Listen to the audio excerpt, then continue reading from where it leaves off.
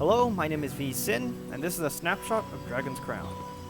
So Dragon's Crown was just released on August 6th in North America, and I've been playing it a little bit, almost exclusively as the elf right now. And so far it's been a really fun game. It's a side-scrolling action-adventure, developed by Vanillaware, published by Atlas. And so first of all, I would like to start with the menus, because I just want to point a couple things out. So in this game, when it comes to equipment, what you have are bags. Now bags, you can assign various items, for example boots, cloak, amulet, glove.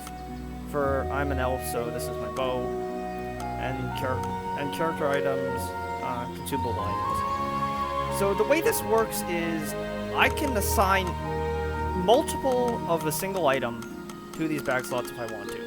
So say I want to swap this salamander oil out for a sharpened longbow. It'll tell me I have this equipped. Add it without equipping. And what happens is I'll have these two items in here. What happens here is there's the sharpened longbow. Use the item, I equip it. And if I want to swap back, there's an item cooldown timer. After the timer's over, swap back. This is how the item system works. Now, most people will just fill it in with one of each item that they want, and then that's okay. But what the system lets you do is it lets you put various different items of the same type in your inventory, and you can switch equipment on the go. However, you are restricted to the number of bag slots you have. So the default is 7, and there's also a skill that you can learn that you can upgrade up to 4 times to a maximum of 11 slots, I believe. However, say you're in the middle of at the transition point in a dungeon, and I'll show you that in a bit. At that transition point, you're given the option to pick one of 2 paths, and at that point, you can switch between your bags. At this point, I don't have that much good gear, but I do have these 2 different bags, and you can see that there are 2 completely different item sets for 2 completely different purposes. For example, Toxic Shortbow, it does more additional poison damage, I believe. 14% poisoning the enemy, and 14% of my damage as lightning. And then there's these various effects on them. Something else you might also notice is I have none of the same items in either of these. Now, these items, the orange items, are the skill items. And those are tied to a skill that is class dependent. These you can apply to any bag as much as you want. But for example, let's go back to this one. See, healing potion 5. Okay, I only have 1 healing potion 5.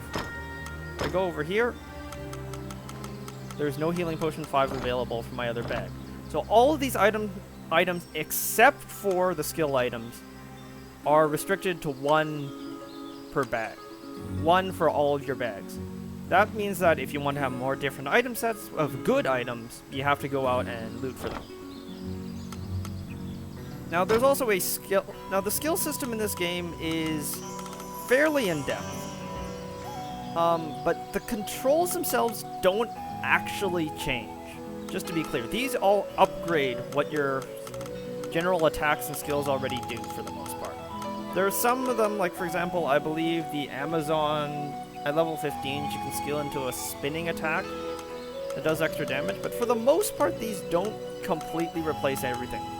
However, there's some interesting things in here, like Fold-Out Dagger, for example, creates a consumable item with up to 3 uses. That's one of my tool skills. Salamander Oil enchants my item. Then there's something like Deadly Boots, which increases your... It says kick attack, it's the square attack, the basic attack, the one that isn't dependent on arrows. That gets increased based on your boot defense, not on your weapon attack, for example. And then so forth and so on. There's a bunch of different skills in there. Again, those are completely different depending on the class in general. Something extra to quickly note. Standard sound options. There are no even though there's this narrator option here, you cannot change the narrator language from English. Maybe this will get added as DLC at a later point, but in the default version, you cannot change the narrator voice. Health gauges display or hide. This displays it on all characters on the screen. That means enemies and allies. I prefer to hide them just because it clutters the screen up a lot. I mean, once you get into the big fights, even with all the other craft flying around, it clutters it a lot. Damage values, again, display or hide. This displays all damage dealt to everybody. Also, the damage is color-coded, so you know who dealt the damage. I prefer to keep this on just because that way I know my attack is doing nothing. It's especially helpful for torches, because unlike other consumable weapons, torches, the damage value, it has a maximum set of charges where it will do is maximum damage, and then past that, it will provide vision in dark areas, but the damage value dealt will be very little. Subtitles just display subtitles whenever the narrator chats up. Controls, you can just toggle this between them. In other words, left stick move character, D-pad use item, or flop that. That's all you can do. Cursor speed, holding L down, you'll get this cursor. And you can control it with a right stick. Wait, sorry, wrong. Just move the right stick around and you get this cursor. Then you can use the left trigger. You can see the little red dot. That's the act of tapping. You can see I'm pushing on this button. Move it left and right. This is mostly a PS3 feature, and I'll show you why once we get into a dungeon. Because this here is for selecting things on the screen. However, if I use the touch controls, you can't really see my hands, but you can see how you can see how it just teleports around. This is me using the touch controls. And the touch controls are a lot better than trying to use L. And you just saw it pop up just now because I screwed up my keystrokes, but there is a quick travel menu in this game. You can access it by pressing the select button. And this is the quick travel menu. And this is a bit of a pet peeve of mine, mostly for the touch controls.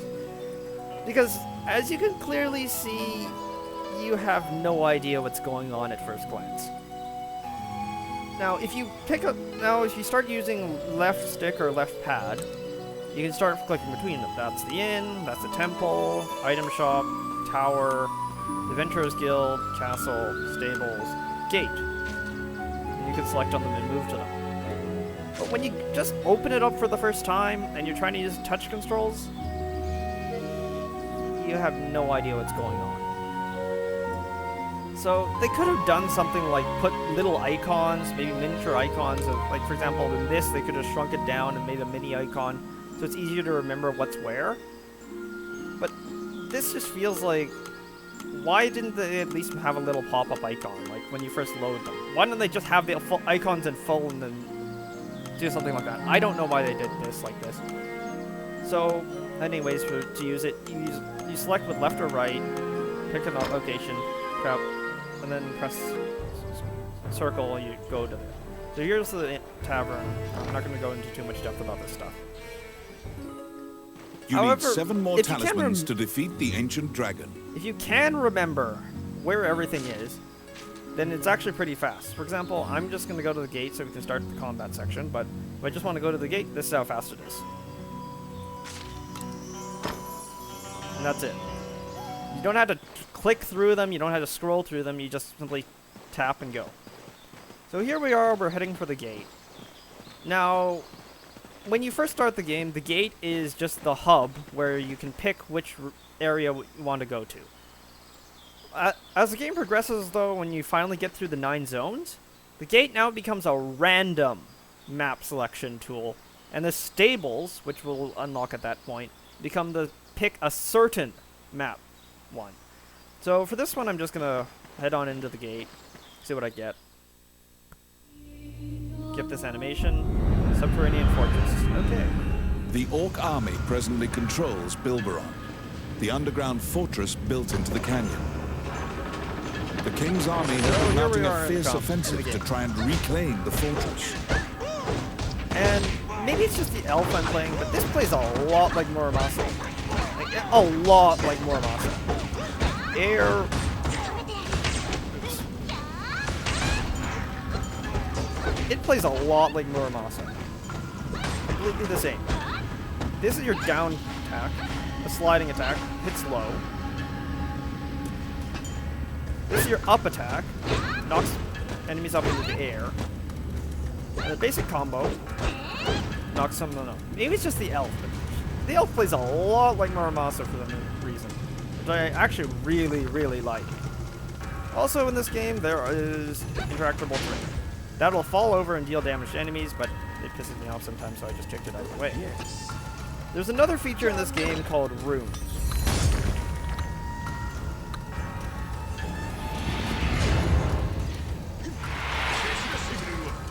So what they are is there are various etchings on the wall throughout the game. And what you do is after a certain point, after a little quest, you gotta use the runes. What those do is, depending on which characters you select, and depending on which runestones you have in order to select those, what you can do is you can invoke various into the special enemy effects. kitchen. A fat cook angrily barks at you, yelling that the food isn't ready yet. She sees which path will you take? Well, all of the dungeons have this path. When you first get to it, this is just, you see this picture, they say blah blah blah, which path will, blah blah blah, and then you just go on. However, after you unlock all 9 dungeons, then you get this which path you will take. So then you have this choice. The first choice is a choice you get when you first get here. Prioritize escape from the fortress, stealthily exit the kitchen, boss of the Minotaur. Option B, it goes into the next main quest where you have to collect 9 talismans. This is the next boss. Since I don't want to do a wipe-a-thon, I'm going to pick the Minotaur. And what you have here is, like I said earlier, you can pick which bag you want. So this is my main bag, this is my off bag. I'm going to pick my main bag because it's good logic. The king before the previous king ordered the construction of a large fortress as preparation for an orc invasion. Also, you can ride Many it. dwarves lent their skill to construct And this this is sturdy regular. It underground breathes fortress, fire. ensconced in Yeah, the it does. canyon wall.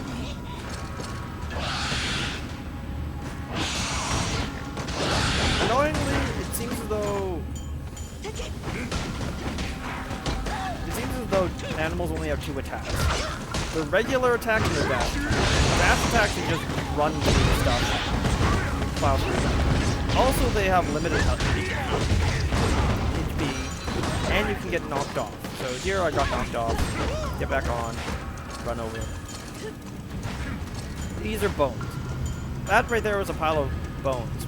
Those are either NPCs if you're offline, or other player characters if you're online. And what you can do is you can later take them back to town, resurrect them, and they become non-playable characters that can help you. Or you can just get rid of their bones and then... I got it. And then... for items. Oh yeah.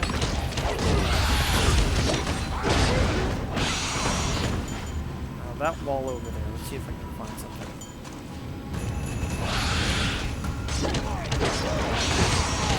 Let's see if I can find it.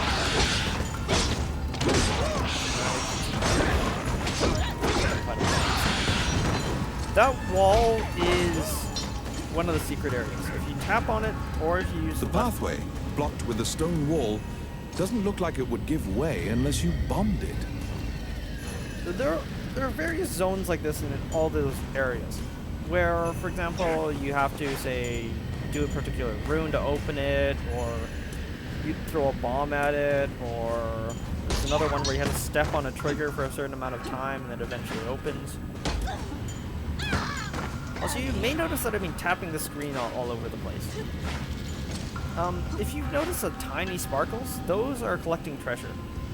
And normally, on the PS3 version, you'd have to take this cursor, get over there, click, and then walk over. Compared that to the Vita version, you just tap, tap, tap. Oh, by the way, you can also tap on objects, and then it displays your health bar. That's just a lot faster on the Vita version. However, let's see if we can get in a really big fight. Also, if you tap on treasure chests, your thief friend's gonna come in seconds. And there we go, treasure room. That is a part of... That is a part of your score. And what your score determines are two things. The amount of experience you get, and by opening the treasure chest, you also increase the amount of loot that you get, just from opening the treasure chest in general. Alright. Raptor. Crap out on the pacifier. Ride Dragon List. And then away we go. Oh, that's all we got. There are also environmental effects. Remember, you can see that oil on it. Throw a fire effect at it, it starts burning and beating the crap out of my NPC allies. Nice. Something you might also notice soon enough is going to be slowdown, because in this area it's particularly bad. It's my turn. Actually, if you start getting into a large fight, the Vita can't really keep up with it. Oh my god, oh, he died.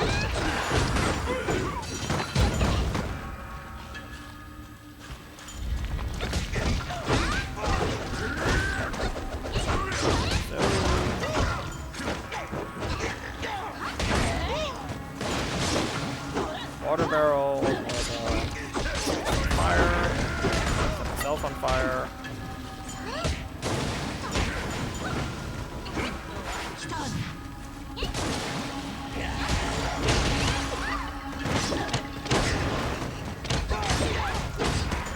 And just fight my deer. Slash. No, that's not a weapon smash, it's just a regular dash. So I can all this crap. And away we go. And this is one of the dark areas, which I should have been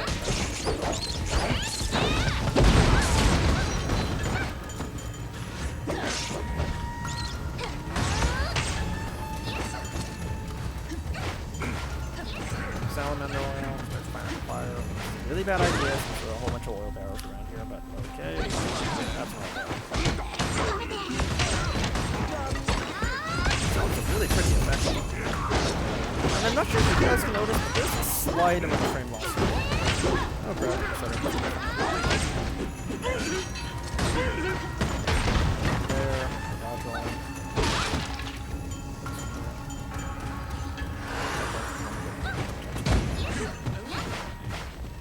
Yeah. The water barrel.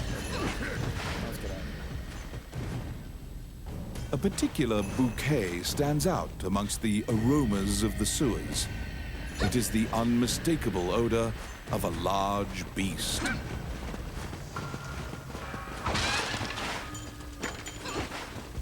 So off we go. And here, I believe, is the boss fight? Yep, this is the boss fight. Here we go, Minotaur. I have to wait a couple seconds.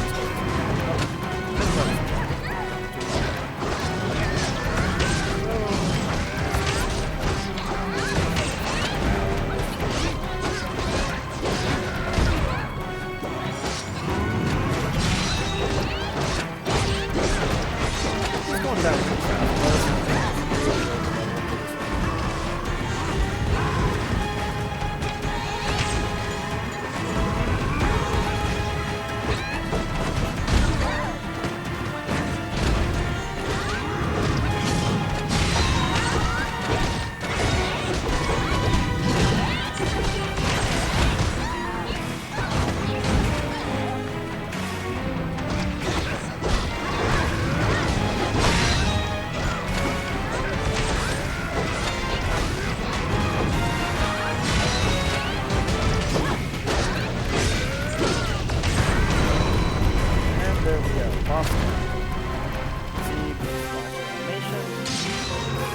After defeating the Minotaur, you move through the sewer's filth.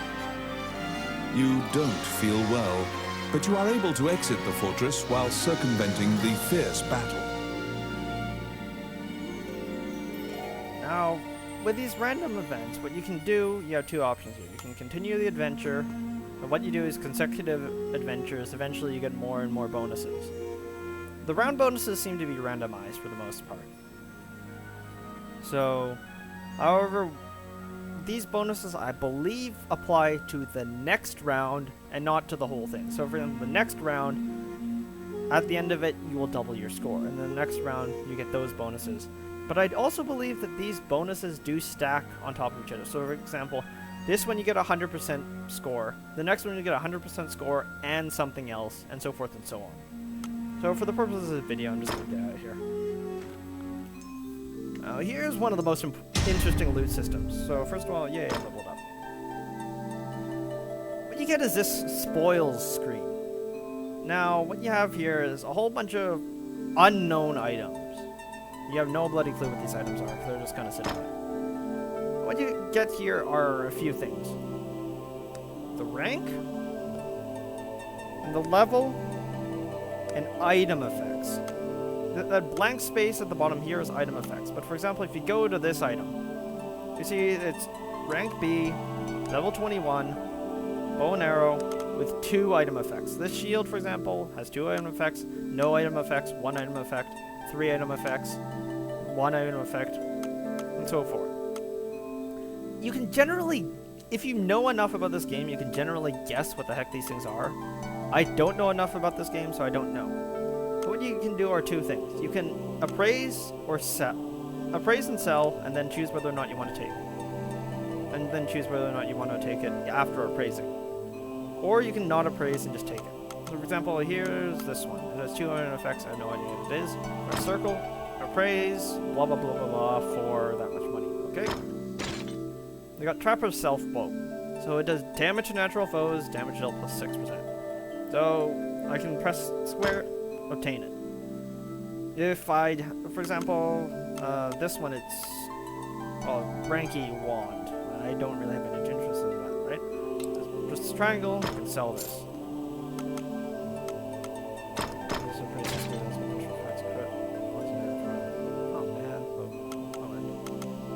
In this case, what you'll also notice is that whenever you appraise something, the sell price will go up.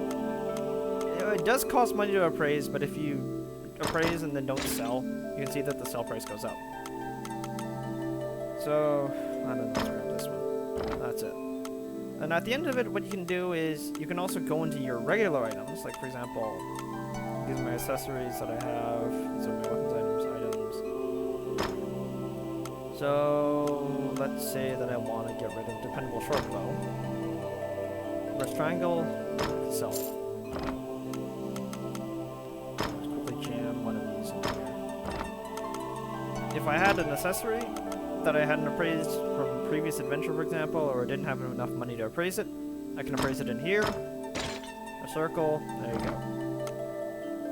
When you get there, you have 2 options. Sell and quit, and take all spoils and quit. Take all spoils and quit means grab everything in this item, dump it in your inventory. Sell and quit means you sell everything, and then that's it. You get the gold for it. I really like this feature because, you know, you go through this like S, A, E, E, E, D, and like you only want the 1 S rank item. And you can just go to that S rank item, appraise it, take it, and then sell everything. Simple as that.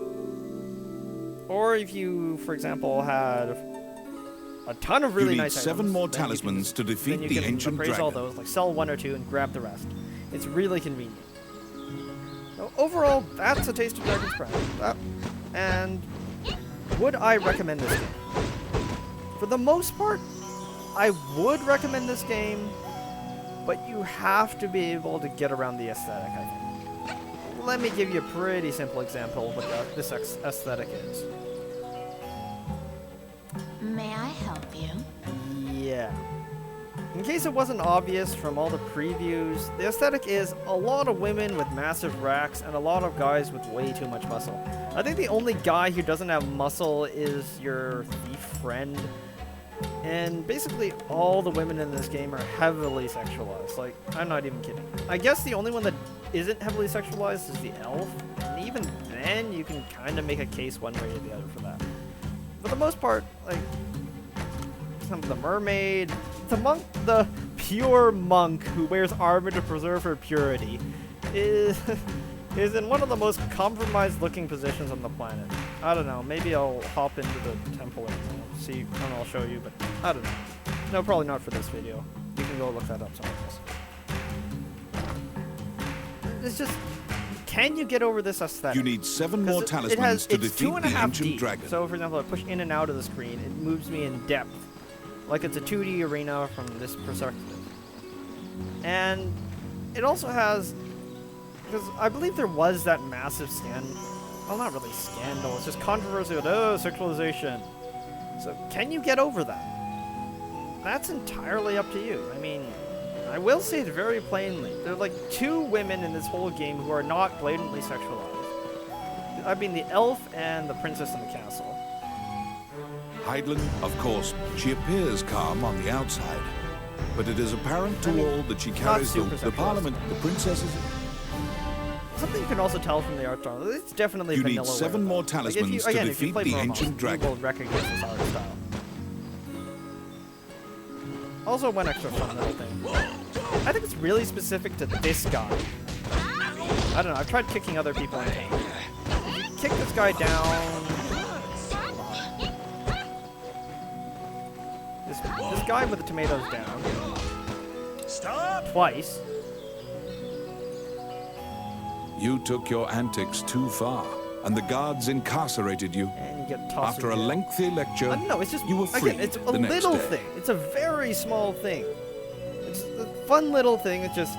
You need 7 more you can remember talismans to what defeat the ancient dragon. It's just those very small things. And that's what really brings Dragon's Crown into its own. It's not just side-scrolling adventure. And while it is very loot-oriented, it's still really, really fun. And I mean, I could keep playing this for hours on end. So would I recommend this? And I would say definitely yes. If you have PS3 or PlayStation Vita and you have the money for this, buy it. Now, would I recommend a Vita version or a PlayStation 3 version?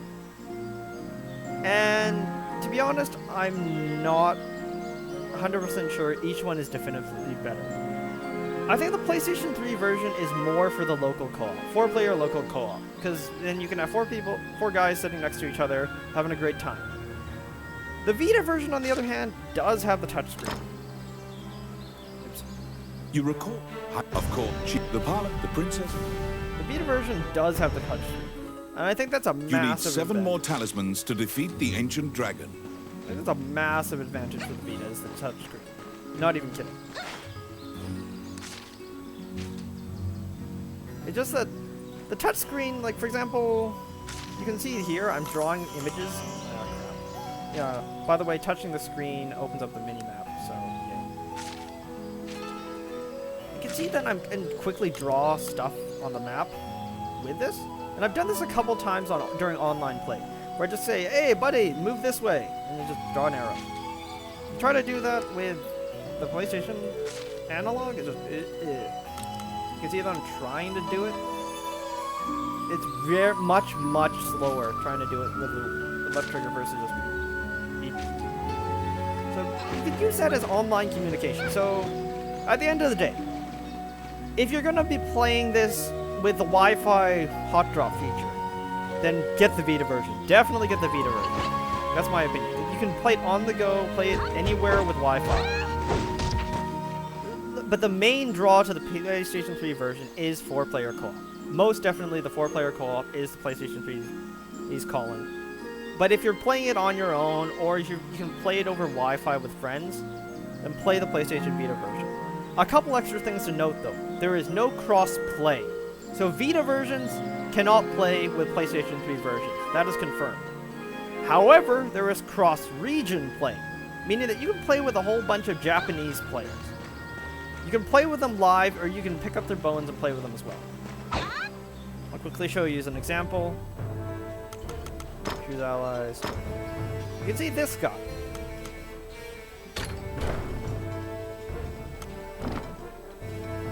Now, let me just quickly pick this out.